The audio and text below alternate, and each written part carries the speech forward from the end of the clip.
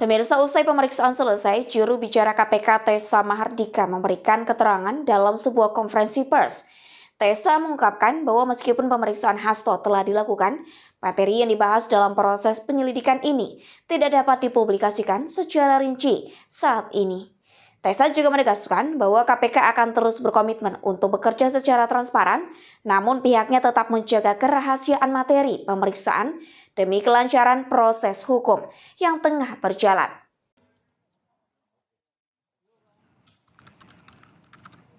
Saudara, program Indonesia Update harus kami sela sejenak untuk mendengarkan pernyataan dari juru bicara KPK terkait dengan hasil pemeriksaan terhadap tersangka kasus suap Harun Masiku, Sekjen PDI Perjuangan, Hasto Kristianto yang sudah diperiksa sebagai tersangka oleh penyidik KPK sejak pagi tadi.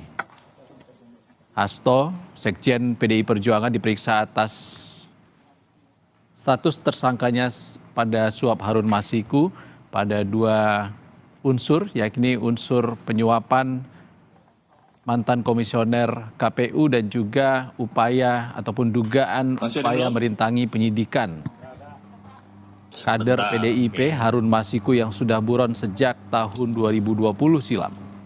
Semangat ya. Tenang saya.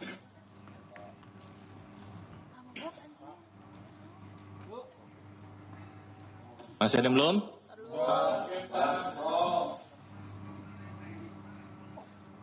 Baik, silakan rekan-rekan bagi yang mau bertanya hari ini.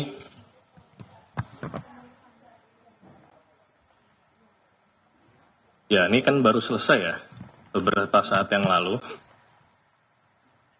Secara umum yang bersangkutan tentunya dimintai keterangan seputar dokumen, barang bukti elektronik, maupun mengklarifikasi keterangan-keterangan saksi yang lain, termasuk juga pengetahuan yang bersangkutan terkait perkara yang sedang disangkakan kepada yang bersangkutan, maupun juga kepada tersangka lain. Kalau isinya apa, tentunya saya tidak bisa menyampaikan kepada rekan-rekan karena itu sudah masuk di materi penyidikan.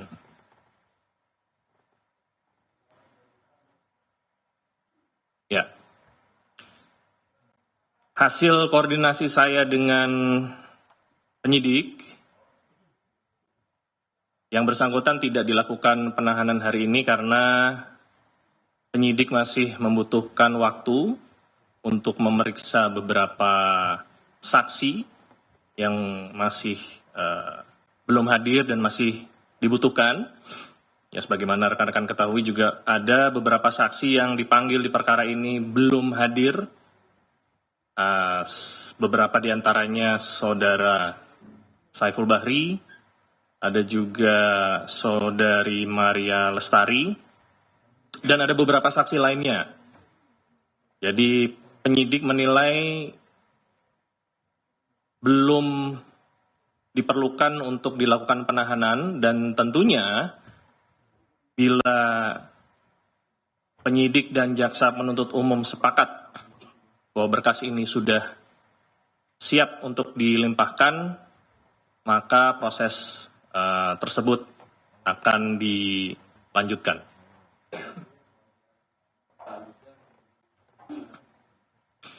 Ya, kalau pemanggilan saudara HK kembali lagi, mungkin pertanyaannya apakah akan dipanggil kembali? Ya, pasti nanti yang bersangkutan akan dipanggil kembali, tetapi fokus penyidik saat ini adalah memenuhi unsur perkara di tindak pidana yang sedang disangkakan kepada beliau. Fokus utamanya adalah keterangan saksi-saksi yang belum hadir dan yang akan dipanggil kemudian untuk di perkara suapnya maupun di perkara pasal 21-nya.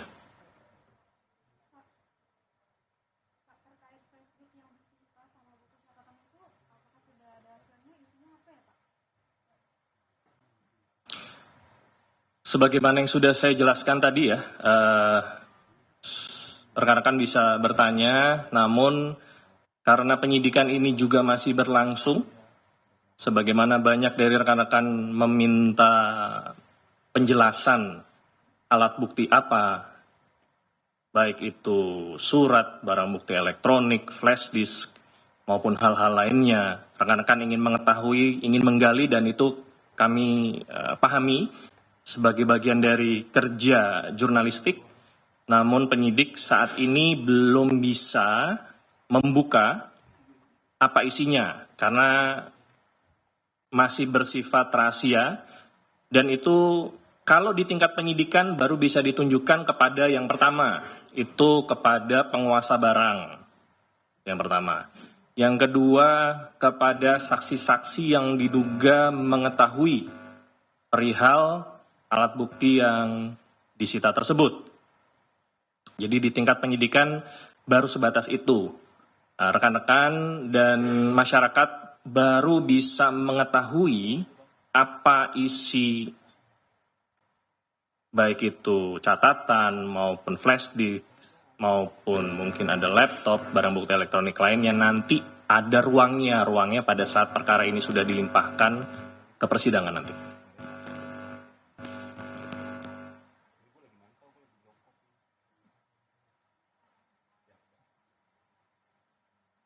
Ya, KPK menghormati tindakan hukum yang diambil pihak tersangka, Saudara HK, untuk mengajukan pra-peradilan, dan KPK tentunya akan menghadapi proses pra-peradilan tersebut dengan mempersiapkan segala persyaratan dan administrasi yang diperlukan. Jadi pada saat nanti waktunya sidang pra-peradilan dibuka, ya kita harapkan Biro Hukum yang mewakili KPK bisa hadir dan tidak ada hambatan dalam prosesnya. Tentunya KPK meyakini bahwa proses penyidikan termasuk penetapan tersangka Saudara HK sudah prosedural, profesional, dan proporsional. Demikian.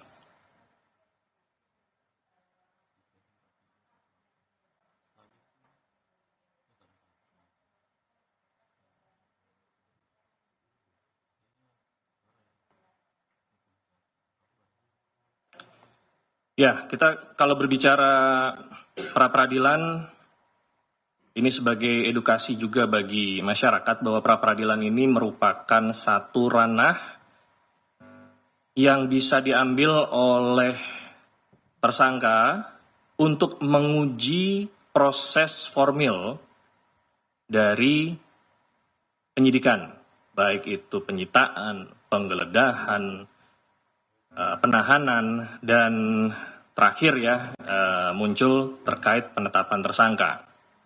Jadi yang diuji adalah proses formilnya. Kalau berbicara proses formil, sebagaimana yang tadi saya sampaikan, KPK meyakini proses penetapan tersangka Saudara HK sudah profesional, prosedural, dan proporsional. Terkait alat bukti, nanti baru kita bisa berbicara saat perkara ini sudah dilimpahkan ke persidangan.